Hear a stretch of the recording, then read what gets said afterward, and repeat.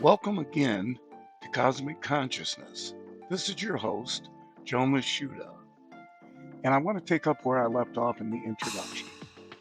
And this time, in this episode, we're going to talk about reincarnation. What I actually want to do here is reimagine reincarnation. I think that it's a very logical thing to believe in. I think that based on the Hermetic principle of as above, so below, that we can see that reincarnation is probably a reality. My source for understanding Hermeticism is going to be the Kabbalion. And you could say to me, well, Joe, that was written in 1908 by William Walker Atkinson. And I would say, of course, you're right. But what I want to emphasize here is that I believe that Atkinson actually received mental revelation, if you will, or spiritual revelation from Source. And it is devoid of a lot of superstition and religious beliefs that have been passed down. And quite frankly, it really rings true. It resonates with me completely. And it starts out, of course, with the idea of a mental universe. States that the all is mind and the universe is mental. And so if you take that into consideration, that that is true, and I believe it to be, well, then ultimately the universe is spiritual as well. And the whole concept of correspondence, as above, so below, is not based on specific planes, but the fact that there is a continuum from the ultimate spirituality all the way down to the grossest material, the most solid. And the Kabbalion explains that it is through vibration. The lower the vibration, the more material and heavy it is. And the higher vibration, the more ethereal it is. And so ultimately, at the top is spirituality. At the bottom, of course, is material existence. But there are different degrees all along the way. And it's all one thing.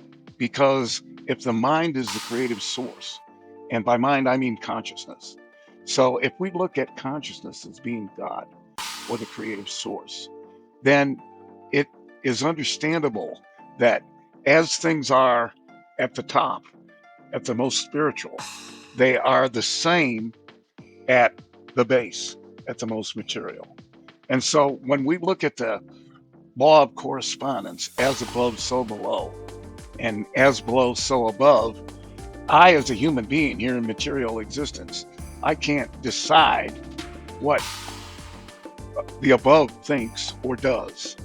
But I can look at that principle and realize that it goes both ways. It says as above, so below, but also as below, so above. And when I look at the below, I see cycles everywhere. I see the rain cycle or the water cycle. I see the season cycle. I see the movement of the planets, the movement of the equinox. Everything that I can see in physical reality shows me that there's a cycle, that things continue around and reemerge. And so it only makes sense then that reincarnation, which is cyclical, is a part of material existence. But I don't accept the concept of karma. I don't think that it is a punishment. And you could ask me, well, Joe, what gives you that opinion? Why do you feel that way? And I'd say that's a great question. And I have to put it toward a person that I follow a lot that has influenced my thinking about reality, and that's Dr. Donald Hoffman, who is a cognitive scientist that has written a book called The Case Against Reality, and he is, I believe, going a long ways toward proving with evolutionary game theory and other mathematical concepts that consciousness is foundational. And so he answered a hypothetical question. The question that he answered was this: what is consciousness up to?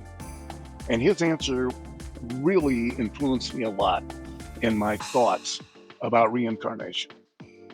And what he said was this: he said that Kurt Gödel was a mathematician, and he came up with the theorem of incompleteness. And the theorem of incompleteness states that there's no end to mathematics, that it goes on infinitely. And if we take into consideration that the universe is information, and it's mathematical information, and it's consciousness, then what he said was this. He said that if that was the case, then consciousness, with its infinite potential in mathematics, was actually about the business of experiencing itself. So he said that consciousness was doing this experiencing. How can it do it? With conscious agents that he talked about. And we are conscious agents. And so it is my idea, and I think that it not only resonates with me, but it makes logical sense, that we then are consciousness experiencing what it knows, or the potential of what it knows. And if that's the case, then it is eternal. And so that's why we reincarnate. We exist within the whole of consciousness. We have a divine nature. We're absolutely a part of that. And now I'm going to have to bring in another person that has influenced me, and that's Bernardo Castro. And I mentioned him also in the beginning video of this series. And his concept is that the universe is mentation, that consciousness, mentalism is the source of the universe. But he looks at each of us as being potentially dissociative personalities of the one great mind. And that's what separates us. And so it's interesting to me that that would tell me that there is a paradox, and it's possibly dualistic, but it's not dualistic when you consider Hermeticism, because it's all one line, from spirituality to the most material aspect. And so it's not really dual. It's more along the lines of polarity.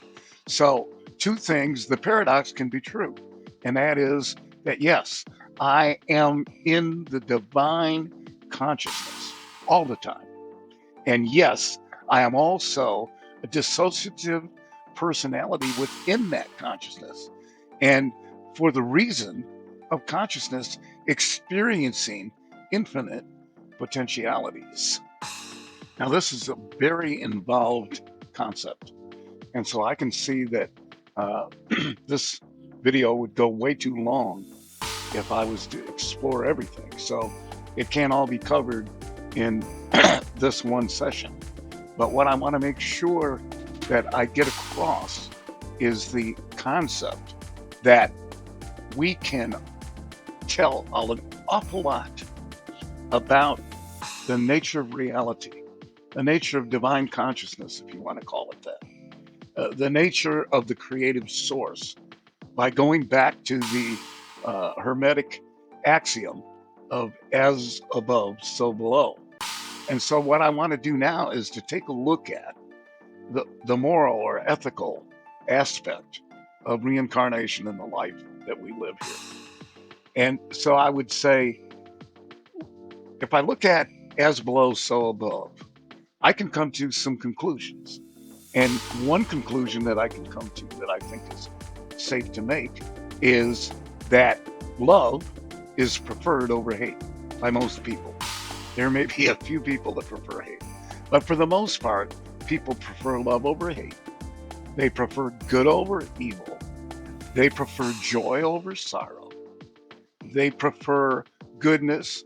And so we can come to the conclusion with that, that at the highest echelon of spirituality, love goodness, joy, all of the things that actually the Apostle Paul called the fruit of the Spirit is preferred.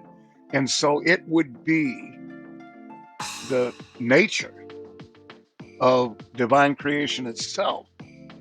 As I said earlier, it would be impossible to cover everything that needs to be covered about this topic in one setting or one session in this series. But before I close, I want to visit the elephant in the room and talk about evil.